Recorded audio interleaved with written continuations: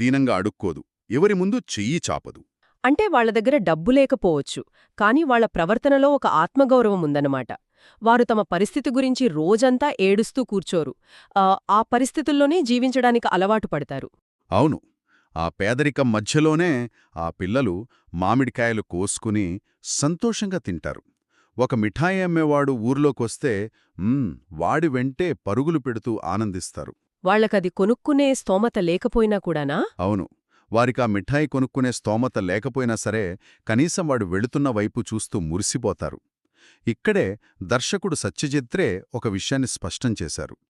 పేదరికం మనిషి ఆనందాన్ని పూర్తిగా చంపేయలేదని.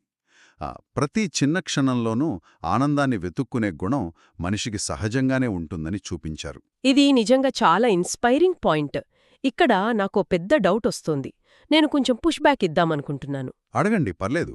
బిఎఫ్ఐ ఆర్కైవ్స్ చదువుతున్నప్పుడు వాళ్ళు సహజ కాంతిలో, అంటే న్యాచురల్ లైటింగ్లో, నిజమైన పల్లెటూరి లొకేషన్స్లో షూట్ చేశారని రాశారు కదా? అవును, దానికి వాళ్ళు చాలా ప్రాముఖ్యత ఇచ్చారు.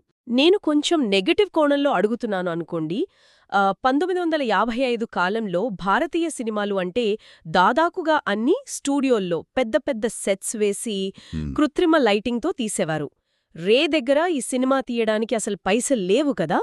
అస్సలు లేవు. ఆయన తన భార్య నగలు కూడా తాకట్టు పెట్టారు. అదే కదా, ఎన్నో ఏళ్లు కష్టపడి ఈ సినిమా తీశారు. అలాంటప్పుడు నేను కావాలనే పల్లెటూరులో రియల్ లొకేషన్స్లో తీశాను, ఇదొక కొత్త సినిమాటిక్ వాస్తవికత అనడం కేవలం ఆ బడ్జెట్ లేకపోవడాన్ని, సెట్స్ వేసుకునే స్థోమత లేకపోవడాన్ని కవర్ చేసుకోవడానికేనా? మంచి ప్రశ్న.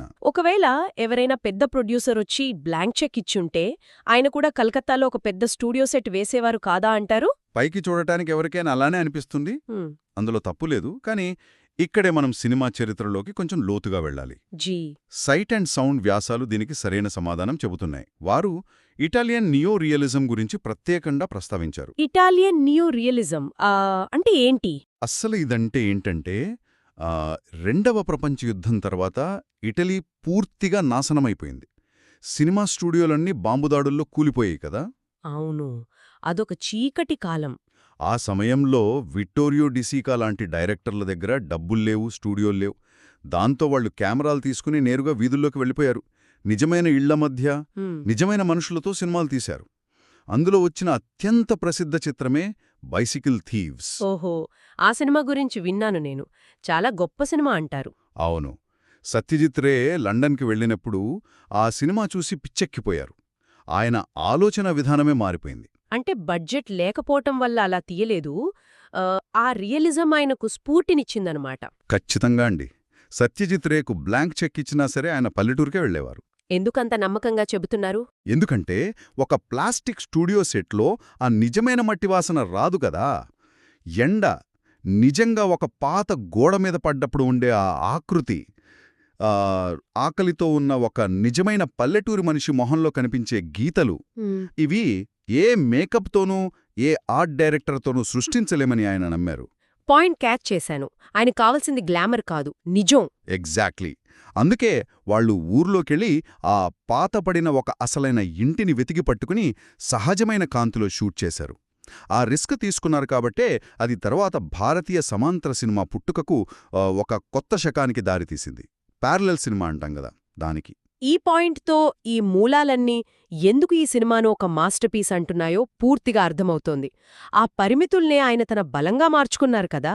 అవును, పరిమితుల్ని ఆయుధంగా మలుచుకున్నారు. నిజమైన వ్యక్తులు, నిజమైన ఇళ్ళు, నిజమైన వెలుతురు. మనం ముందే మాట్లాడుకున్నట్లు కెమెరా 10 సెకండ్లు ఎక్కువసేపు ఒక దృశ్యం మీద ఆగినప్పుడు ఆ దృశ్యం సెట్లో వేసిన కార్డ్బోర్డ్ ఇళ్ళు అయితే వెంటనే ప్రేక్షకుడికి ఆ కృత్రిమత్వం తెలిసిపోతుంది. ఖచ్చితంగా తెలిసిపోతుంది, ఫేక్ అనిపించేస్తుంది. అదే కదా, అదే నిజమైన ఇల్లు, నిజమైన పల్లెటూరు కాబట్టే ఆ పరిశీలనాత్మక వేగం అక్కడ అంత బాగా పనిచేసింది. అది చాలా ఖచ్చితమైన విశ్లేషణండి. సహజత్వం లేకపోతే ఆ కథనం అసలు ఇలబడదు. రాజర్ ఎబర్ట్ కూడా ఇదే విషయం చెప్పారు. సినిమాటోగ్రాఫిక్ వాస్తవికత అంటే కేవలం మురికిని, బాధను పచ్చిగా చూపించడం కాదు, అది చాలా కవిత్వంగా కూడా ఉండొచ్చు అని చెప్పారు.